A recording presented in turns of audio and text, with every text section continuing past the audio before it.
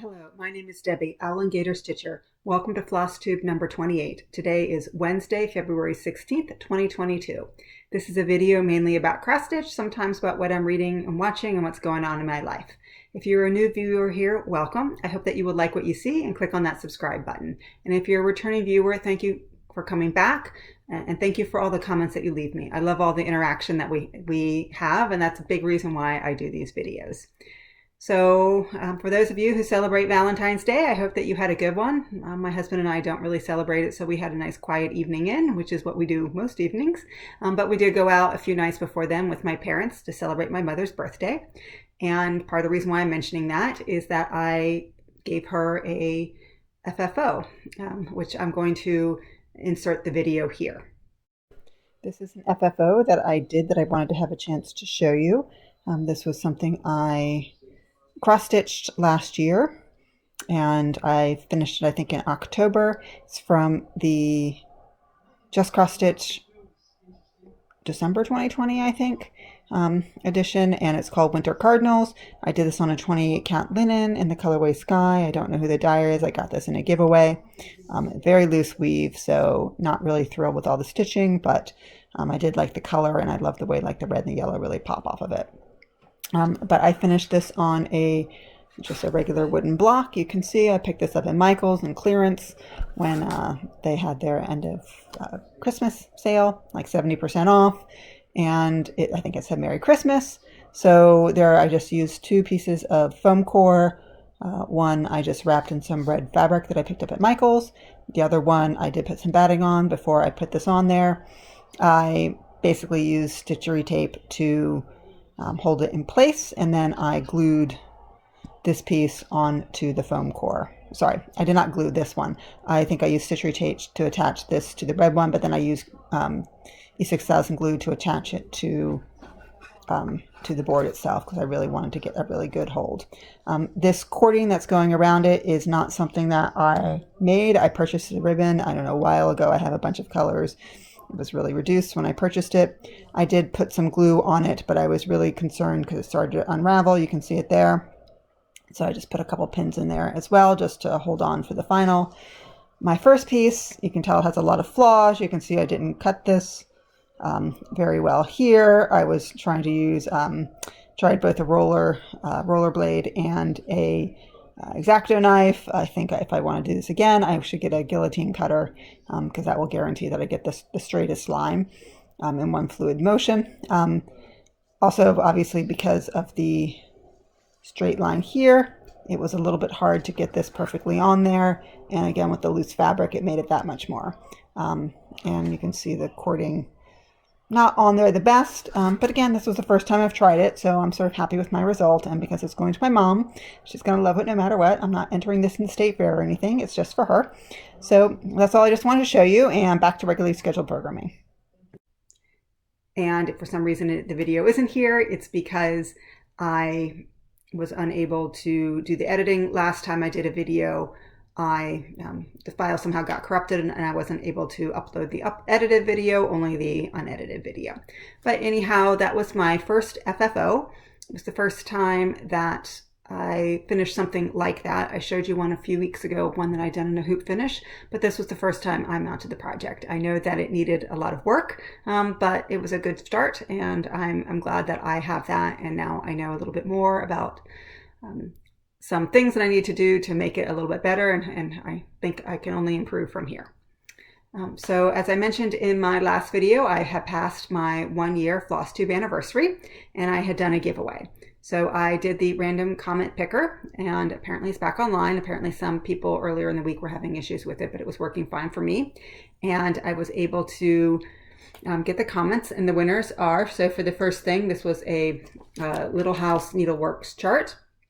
And it's this one down here. It's called Quilt Time Sampler, and the winner of that is Verpy R. So Verpy, please send me your physical address. My email address is listed in the drop down below. You can either send me an email or you can send me a DM on Instagram. And once I get your address, I will have this in the mail to you.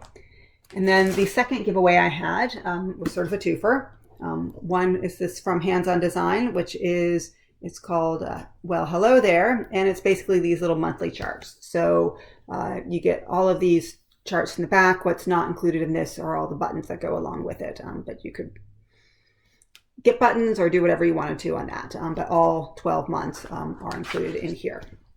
And then I also was including this book, The Candy House, from Jennifer Egan. This was, as I mentioned last time, I won a giveaway from Goodreads, and they sent me 2 copies of the same book. I haven't read this book, but I want to share the love with anyone who has the same love of reading that I do. So the winners of this was Stitches in Sass. So if you could also send me an email or a DM, that would be great. And again, thank you to everyone who chose to enter. I really appreciate it, and I hope that you enjoy these things that I have for you. As a reminder, these giveaways are sponsored by me. If for some reason they get lost in the mail, there is no value associated with them, and they will not be replaced. And whenever I do mail them out, I will not have tracking on them. But as soon as I get your address, I will get them in the post to you. So, as I mentioned in most of my videos, a lot of my stitching is driven by the various challenge groups that I participate in on Facebook, and I am in quite a few of them with lots of different challenges. So I'm just going to go ahead and show you what I've been working on. Sometimes I'll mention what the challenge is, and sometimes I'll just show you the stitching. So the first piece I want to show you, this is White Owl by Artecy, and here's where I am now. So basically I had finished, this is a page finish, and I had done all the moon, and basically I think this is all 939. So I just picked it up and did probably about 500 stitches just to get it going. There's basically this whole thing here going across is all 939. It's a lot of dark blue. It's not the most interesting stitching. Occasionally there'll be like a lighter blue thrown in there, but it is basically the shadow behind the moon. So it's not the most interesting stitching right now, but I think it helps with the overall effect of the piece, so I will keep on working on it. So anyhow, that is White Owl. The next piece I have is a Year at Hawk Run Hollow. So I actually finally got the finish on the July block that I really had wanted to get done. So I'm working down, so I've done January, April, and now July. And so here is what the whole thing looks like right now, and this is done on, let's see if I can get it all the way in for now. This is done on a 36 count Picture This Plus Heartland linen, and I am doing 2 threads over one. So, and here's a little bit more of the close-up of the block. So basically, it was fairly quick stitching because I had done all of the motifs in here, including all of the stitches for the fireworks, and I just had to go fill in the water. So while it was probably close to 600 or 700 stitches, it was all this 3-4-1, and it was just, it was very easy to do. I didn't even need to look at the pattern. And whatever day I was working on it, I think I needed to hit a certain number, so I needed 20 more stitches. So you'll see 20 black stitches down there, which just got me to the number that I was trying to get to. So I do have plans to pick this up in the next couple of weeks, so I will then continue downward and get to the October block and hit the bottom of the pattern, which is the reason why I'm going vertically as opposed to going horizontally, and then therefore in the chronological order of the calendar. Next piece I worked on was a Heaven and Earth design. This is a Little Cake Shop artwork by Aimee Stewart, and this is the max color, but not a super size. I'm not sure they have a super size of this one. And I'm sort of working my way over this way. You hear Stitching Mommy talk about the typewriter method, where she will take like a stitch from the very top, from left to right, do that stitch across, do that stitch, whatever she has on her needle, continue to do it through the piece. When that thread is exhausted, then she'll pick up the next one and do it. So I'm sort of doing that. If for some reason we had a vertical language, so I have been going down, and that means that I have been working a lot on these teacups, and this is a lot of confetti stitching. I will sometimes have 2 or 3 stitches with each of these, and it goes really slowly. It gets frustrating when you feel like you've done 75 stitches in 2.5 hours, and then when that gets really frustrating, then I will pick up another color and start working on some of these stripes over here, because this is, well, not entirely block stitching. It's I can easily do 200 or 300 stitches in one color, and that will work in the colors of those stripes. But I am getting close to where I want to move the Q-snap, because they're really, like even these white patches, that's actually a pale color. I don't remember exactly which color it is, but those are filled in. So literally here is just a little bit on the teacups. There is a little bit here, and then spots here, and then in the ceiling as well. But again, this part of the blue right now here in the ceiling goes very quickly, simply because it's only a couple of colors. This was one of my new starts that I had at the end of 2021 when I went on a mad run to get as many projects started before no new starts happened in 2022. I am doing the Work Your Whips, and it means I have a freebie, and I'll show you that in a few minutes. But this was one I did start in 2021 in December. This is called Princess Lily, and it's the company's in French, so if you want to read it, you can. I do not speak French. Very little done. For no new starts, they consider to start something with 200 stitches. So, whoops, and that's even upside down. As I spent a lot of time when I pulled this out trying to figure out where I was. I thought I made some big mistakes. Turned out I had not. I had simply had my fabric upside down. Once I figured out that was good, I had done all of this. I don't know what exact color this is, but this very pale color here. And then I pulled out, this is, I believe, 676. Or is it 74? I think it's 744. For the for Magical Stitches, they have a random DMC challenge where every week there is a different DMC number, and you are supposed to do 100 stitches in that color. And so for now, I've had projects that have had all these colors. That's not going to happen in the near future. I'm going to have at least one color coming up that I don't have a project for. But for now, I've been able to keep up with the weekly without an issue. And basically, I did find out that I did have some errors, counting errors going this way. So I just, it was probably to pull out about 20 stitches of what I had done before, but then I got all this in it as well. So this is just the frame, the inside frame of that, the carriage. Another one of my new starts that I had in 2021.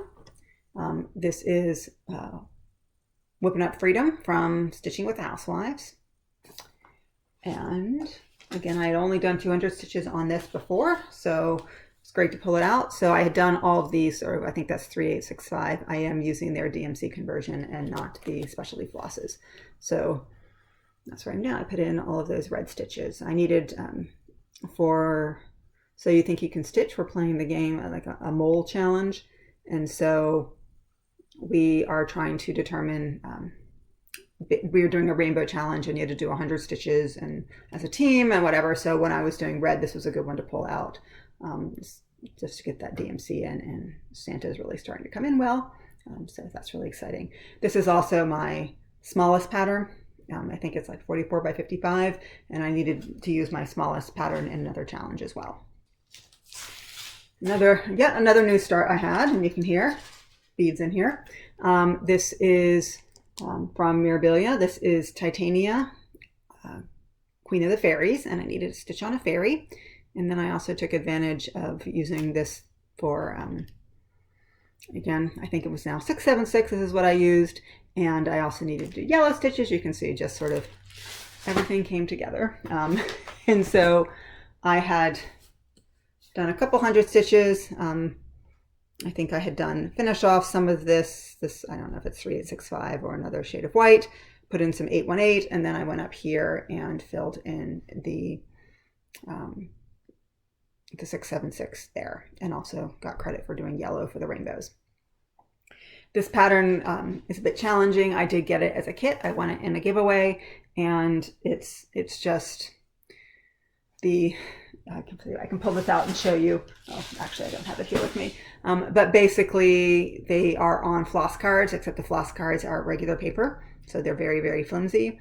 And being me, I didn't bother to get organized ahead of time, so it sort of makes it difficult. I probably am going to have to redo that at some point, and just sort of reorganize the floss so that it actually is easy to get off, and I don't rip the cards, which again are not worth anything. They're just regular paper. but they are marked. So just, I want to make sure. It is all DMC, so I can, if something happens and I can't figure out what goes to what, I can always just pull it from my regular DMC stash. Next one, this was the next one I have. This is my freebie that I used, and Work Your Whips. Basically, you start, as long as you set up your album properly, which you had to set it up in order to participate, you automatically start the year with one freebie. So I had 49 projects underway. This is now my 50th, and this is Stitching Book Club, The Chronicles of Narnia, Sapphire Mountain Handcrafts. So this is the first part, and the colors are much more vibrant. This is my printer. Decided that because I hadn't printed in probably like a month, they decided it was a little bit tired. So the colors, I think, are much prettier than this. And I really didn't do much on this at all. So that's all I have, because I, again, for the rainbow, needed some purple. So I got, this is the NAR, I think this is another, and then a little bit on the top. But this one will definitely come out this week. It's not a huge amount of stitching, and I love the colors in it. So it's just, when I give myself time to work on it. Another piece that I pulled out, this is Mirabilia. This is Portrait of Veronica. And I only put a few hundred stitches into her, but I did pull her out of her Q-snap. So I wanted to show you her, because next time I show you, it will be in the Q-snap again, and she will be headless again because I'm sort of working down here. And I did one, I had originally an 11 by 11 on this, but I think I'm gonna change the Q-snap to an 8.5 by 11. Just so it's a little bit easier to manage, because I do this through a magnifier. So it's a little bit easier to manage. So basically all I did here was I just put in a bunch of 310 down here. So this is the piece of furniture she's leaning on. I'm not entirely sure what the furniture is. And this is coming down. So this is sort of her side here. And this part is here, the furniture. So this is the light part of her sort of bodice area. And then this will be her arm. I am doing the skin 1/1. So I'm also going to, have to take a deep breath. And I'm pretty sure that's the next color. The next colors I'm going to pick up is to start work on her arm. So it will take quite a bit of time to work on that. But I think she is beautiful, and I've seen her stitched up at Brick City in Ocala. They have her hanging on the wall, and she is absolutely beautiful. She's also quite large. I think Mirabilia sometimes can be a little bit deceiving by, when you look at the smallness of the package. So anyhow, the next one that I had to pull out, we had called Theme Week in So You Think You Can Stitch, the mole game, and one of the challenges was to work on beads. So I pulled, I'm not anywhere, and you had to do 200 stitches, at least 50 had to be beads. I was not ready to start beading any of my mirrors, so I pulled this out. Obviously I am not done with the full crosses, but I had done quite a bit. So what I had done was just go in up to the top here. I had all of the sort of white done. There are some like cream colored stitches in here. I filled those in and then started doing the red in some of the letters. You can't really see the red because it's the same color as the, it's a darker red than what's on the cup here, and it's the same color as the perforated paper. Okay, here's to hoping that editing works. For some reason my camera shut off. I may have touched something accidentally. So anyhow, going back to here, I had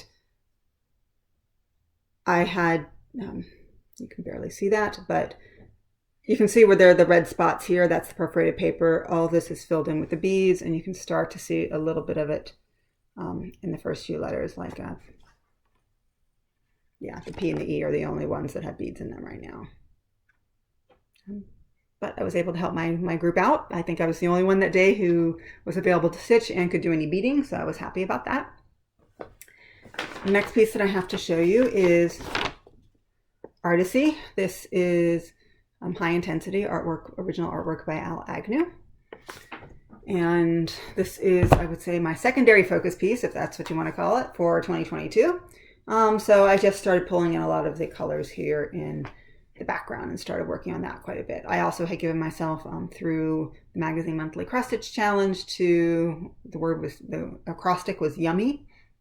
And so my letter was Y, and I did Year of Hawkman Hollow was to finish the block, which I achieved for this one, I didn't really have another good why, so I said yellow stitches in high intensity. So I did anything that looked like yellow on him, so which is why I also did some of these sort of like yellow streaks in here. The rest of him is kind of orangish, if it's not the dark spots. So, but again, I think he is coming out really nicely. And now you can even start to see the top of his head here.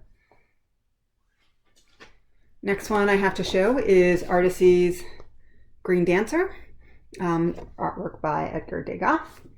This was one of my Whip Go pieces, and so again, I don't have, I've said this before, I don't have this on Pattern Keeper. I have a paper pattern, so it does go very slowly. So this is quite a narrow pattern. This is an 11 by 11 Q snap, and the entire width of the pattern fits into this 11 by 11 Q snap. So I've been sort of slowly working my way down. I have finished, I believe, all of the orange stitches on this dancer over here. I still have a little bit of the orange over there. I'm starting to work a lot of the greens in towards the tutus. I also got some stitches in here, so you can really see sort of the top part of the bodice of her costume is coming out as well. So still need to put another few hundred stitches in this, but again, it's really slow going. And it's a very large print pattern, so it's not that the pattern is hard to follow. It's just because it's an Impressionist painting. Lots of colors blending into each other and not necessarily the clear definition. But it's a beautiful painting, and I'm really excited, and I do love the colors in this piece. My second Whip Go piece for the month was Midnight Vigil. Kitty looking at its reflection. And I mentioned last time that I thought I started to see the reflection of the eye coming out, and I finished, I'm color completing within the Q snap, and so last night I finished 3799, which is a lot of this dark gray, so down here, coming up into here, and sort of in here, and then just a little bit sort of coming down here, and then I was sort of started to look. I started to realize what this is, because most of what you're seeing is the back of the kitty. This outline here is actually the kitty's ear, and then this is stitches I had done before. This is sort of the candlelight reflecting off the side of the kitty. So I was very excited that I actually can start to see the outline of a cat now. And again, I'm a cat lady, not ashamed. Get very excited when the cats come out. And that's why my last piece I'm going to show you is another one with lots of cats this time, Cats in the Toy Box, another Heaven and Earth Designs. This is artwork by Lesley Anne Ivory. The previous one, the artwork was by Lisa Parker, and that's a mini. This is a regular size, but just regular color. And here's where I am now, so probably a few thousand stitches since the last time I showed you. So again, sort of just randomly pulling colors. There's part of me, because this is the most boring part on this page, is the basket, so I will periodically pull colors and put them in the basket, and then wherever else they appear in the thing. So as you can tell, a lot of it is in this calico here, and then also for the Rainbow Challenge, our group, we had someone who just went and flew through and did all the blues before any of us could blink, and then so we all had to sort of fill in, and so I did do some yellows and oranges on this, but of course, I had already done most of them already, so I could only probably get 100 stitches of each before I started running out. So I did a little bit more on this ginger kitty here, and then this yellow thing down here is a stuffed animal. I think it's a little stuffed bear. So I was able to do that. But you can start to see, I mean, these kitties, you could always see them. You could see them before, but now there's a little bit more definition on their markings. And then this little thing here definitely started coming out. And then I think I also did this little blue bead as well. So that is Cats in the Toy Box. I'm kind of holding my breath because there's a lot of Krynic coming up in this. Heaven and Earth Designs, on a lot of their things, rather than have white, they have Krynic. I think if I do another large one like this, I probably will just opt for one of their white, whether it's white or beef 5200 or something, rather than the Krynic, because when you have a full coverage design like this, I'm not sure how much that stands out. I will reserve judgment until I'm actually done, and we'll see how it looks. But right now, I would say, yeah, it looks, I think in the kitties, it would look great, but like, you can sort of see like this doll up here. I'm not sure that it's necessary for the rag doll, but that's neither here nor there. We will see when I get to that. So that is all the stitching that I've done that I have to show you. I'm going to continue working on many of these pieces, especially I have not hit either of my Whip Go goals yet, and I will continue to work on the Jaguar and Cats in the Toy Box. So I'm now going to move into the haul section. So I think, like a lot of people, I was enabled by Jessie Marie Does Stuff, and I've seen lots of other people stitching this, but she was the one who was so enthusiastic and passionate about it first, and it has convinced me that I should get these patterns. So the first one I got was, this is Cottage Garden Samplings. They're doing a Year in the Woods series. So this is the fox, and I feel like Jessie Marie has already won the enabling award of the year, even though we're only in February, because so many people I've seen have purchased this, and a lot of people have already started stitching it. I don't know when I'm going to start them. I haven't decided if it's something that I would do each of them individually, or if it's something I want to do. The way they have it set up is by months. So this is the second one. This is the Swans. So this is, and it's done by season. So this is January, February, and then theoretically December will be over here. So the fox will actually be in the middle. So some people are doing them individually. Some people are doing them in a row. Some people are saying, I'm doing January, February, March. Everyone's doing it a little bit differently. Given I'm doing no new starts, I will have more freebies that I will be able to use, but not yet. I will make a decision later. I also have the other series, also from Cottage Garden Samplings, that I've been sort of slowly purchasing, are the Songbird series. So I showed you a couple last week, and this is another one I bought. This is Winter Wisdom. So sort of with, I should know what those are, if those are chickadees, but the pine cones and everything, I really like that one. I also went to my local needlework shop in my town, Victoria and Rose Needle Arts. I had special orders from Kreinik that had come in. And so, yeah, but even though it wasn't that a chart was traveling alone, because I was, Floss can't travel alone.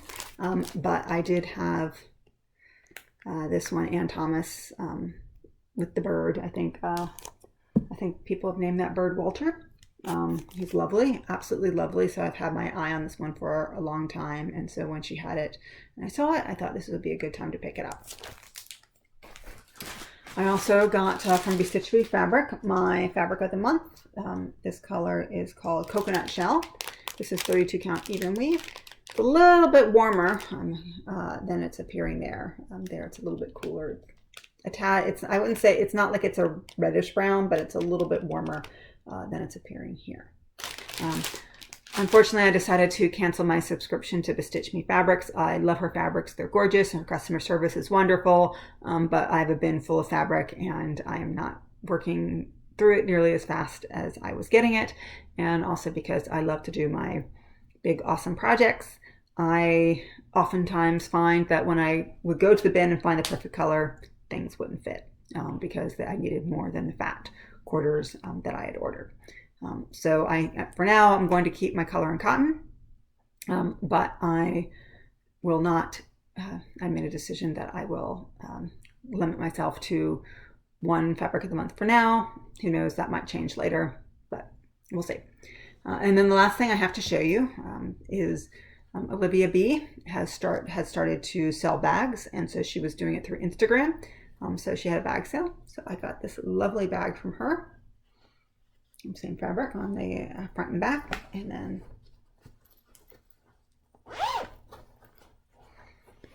sort of a nice little sort of stripy lining in the middle. So it's a lovely, lovely bag. So I'm going to have to figure out which project will go in here. I'm thinking Portrait of Veronica will go in here now that I'm going to move it to an 8.5 by 11 Q snap. This is a little bit too small for an 11 by 11 Q snap, but I think 8.5 by 11 will fit in here just fine. The other piece of haul that I got that I don't have in front of me is I did join Lindy Stitch's Bird Crush Club. So I got the second month, which is the Whistling Ducks, but lots of videos have that. Before I move off from stitching, I do want to highlight one of the Under 1,000 Subs Club members. And this is for people who have under 1,000 subscribers, and 1,000 is the magical number because that's the point right now that you can monetize your channel. It used to be that you also had a lot of other limitations that you couldn't do until 1,000, like use the community tab. Now you have that at 500. But the monetization for some people, that's really important. For other people, it's more a way, because Facebook, I obviously I don't have 1,000 subscribers yet, but Facebook, sorry, not Facebook, YouTube still manages to throw ads in front of my videos anyhow. So, and right now it's totally beyond my control to do anything about that because I don't have the right to opt in or to opt out. The Under 1,000 Subs Club, the person I want to highlight this week is Fairy Rose. Her name is Dawn. She's in the United States. And she's also in one of the Facebook challenge groups with me, and she's a prolific stitcher. She works on a lot of different types of projects, but she has a lot of full coverage. She has some other sort of whimsical designs that she works on. She also has grandchildren, so she stitches a lot of things for them as well, so for younger people. So just a lot of great variety, and she's got a lovely Southern accent, which as a Floridian, I always love hearing someone. She's not from Florida, but she does have a nice Southern accent, so I love listening to her. So if you're just looking for someone new, I encourage you to go to Fairy Rose, and I'll have her Flosstube listed below. So that is all I have to talk about stitching. And now just a little bit about what I am reading. So I did a lot of reading over actually for the past couple of weeks, but I'll talk about two books. One very quickly. One was a book for Magical Stitches, The Quick and the Thread. It's a cozy murder mystery series, or at least I think it's definitely cozy mystery. I assume they're all murders. The first one certainly had a couple of murders in it, but it's a embroidery based series, which is why they decided to do it for Magical Stitches. Basically about a woman who gives up her job as an accountant in San Francisco, moves to a small idyllic seaside town in Oregon, opens up a cross-stitch store, but it has more than cross-stitch stuff. It has embroidery and needlepoint supplies and things like that. But then she has a welcome party, and the next day she finds that the previous tenant of the place where she's rented is dead in her storeroom. So like a cozy mystery, even though she is not a detective, she's going to figure out who did it. And the most notable I enjoyed reading it. It's a quick and easy read. But the first victim in the novel has the same name as a former colleague of mine, and so it was sort of always a bit disconcerting when I'd read his name and hear how he the details of his death, because I know that he is still very much alive. But anyhow, that was a fun read. And then the other book I read was called A Woman Is No Man by Alif, I think, Rum, R-U-M. I don't think it's pronounced Rum. I'm not 100% sure. But anyhow, it's about 3 generations of Palestinian women, but basically most of it looks at their life in the United States, a little bit about when they lived in the refugee camps before they came to the U.S.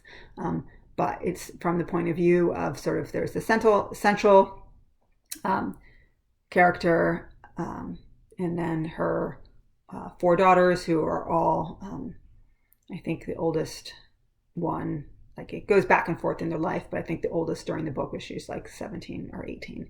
And then their mother, and then that woman's mother-in-law. And one of the things that it highlights is that these women all got married the 2 older women got married quite young, probably like 18 or 19, and then they had kids right away, so there's not a huge age gap between all of them. And it sort of basically starts in present day, but then sort of goes back and looks at it. And it's a very well-written book, sort of looks at some of the trials that the women face, being, I don't want to say some of it, how do you preserve your culture when you're living in a totally different country, and especially when that is, some of your cultural norms are not in congruence with the cultural norms in the country you live in. And for example, the whole thing that arranged marriages, or getting married so young, or even one character wants to go to college And they say, well, what's the point of going to college? She meets someone who, you know, through an arrangement, and he says, I would love for you to go to college. If we got married, of course you could go to college. But then he doesn't understand why she might want to work after that. Like, he understands the purpose of education, but he thinks a woman's role still is to stay home and take care of the kids. So those kinds of issues, and just sort of how do you meld those two things. And you also know from very early on, the middle generation woman is killed in a car accident, and you know that very early on. So it's much more about the relationship of the grandmother and her granddaughters, and sort of how their mother's death affects, how that middle woman's death affects that relationship. Very, very well written. I listened to the audiobook, and they had 3 women do the various narrations of each of the generations, and it was very well done. So highly, highly recommend it. In terms of what I've been watching, we've been watching on Apple TV, Dickinson. We're now in the 3rd season, so this is obviously not a new series. And this is a reimagining of the life of Emily Dickinson. So while it certainly takes some of the facts of her life, certainly, you know, the time period she is, her 2 siblings, her parents, their social status, and things like that, it does not, it sort of has that anachronistic quality where the way that, you know, some of the interactions are, you know, and the things that people say are not things that would take place in the 19th century. And it's not one of these, let's sit down and try and write down historical inaccuracies. It's a reimagining. You know, there are scenes where they're like, all of the people of, so it starts when she's probably like in her late teens or early 20s, and a reimagining, you know, so her parents go out of town. So, you know, modern day party, you know, a lot of us would be saying, and that's what she and her sister do, is have a party. But, you know, the music that they're playing and all of that is modern music. It is not music of the 19th century. So there's a lot of reimagining, but I think the point of it is, some of it is to think about what inspired her poetry. Like, you know, one of the greatest American poets, and almost all of her poetry was only published after her death. So what might have gone into inspiring that poetry?